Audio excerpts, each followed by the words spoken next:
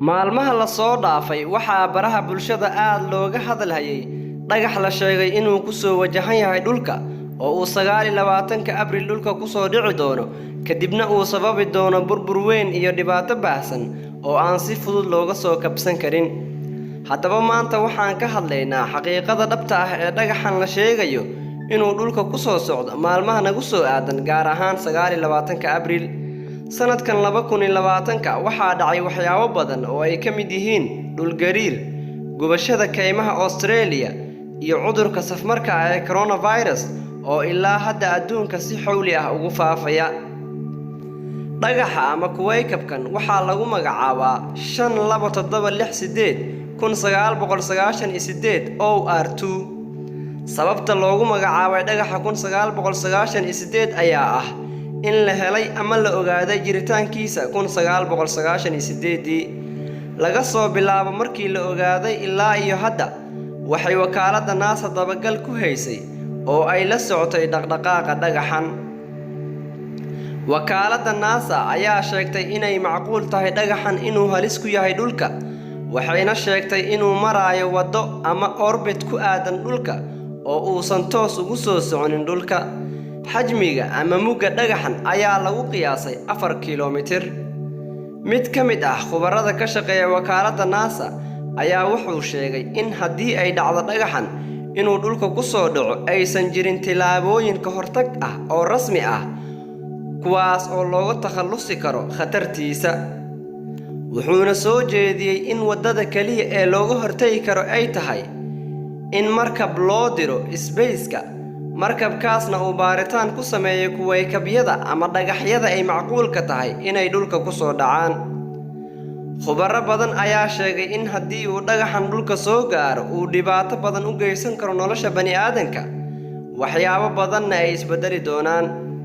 wakaaladda NASA iyo wakaaladda Yurub ee Isbeyska ayaa war ka soo saaray dhagaxan ayagoo beeniyey in dhagaxan uu halis toos ah ku yahay dhulka iyo nolosha bani'aadanka.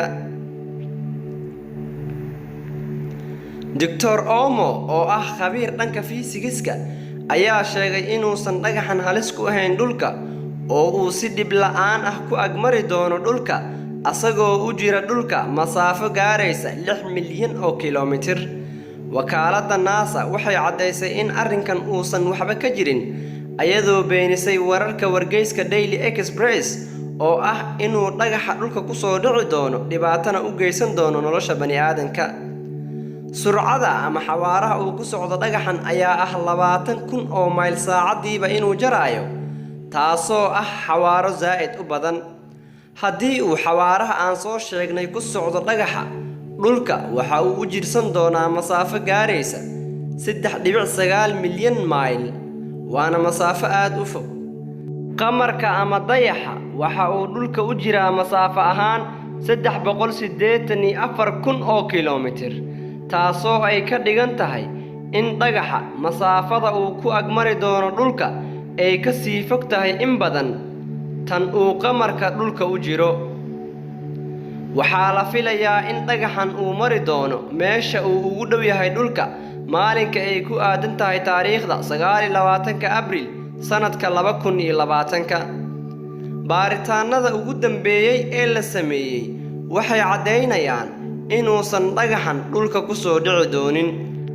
xogta iyo warbixinta rasmiga ah ee dhagaxan waxaa had iyo jeer soo gudbisa wakaaladda NASA oo ilaa hadda aanan sheegin wax haba yaraatee caddaynaya ama muujinaya halis ama dhibaato toos ah oo ka imaan karta dhagaxan ee ku aadan dhulka.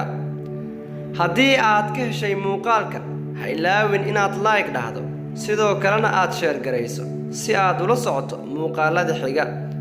fadlan subscribe saar channelka, sidoo kale gambaleelka furo si aad ula socoto muuqaal walba aan soo gelino.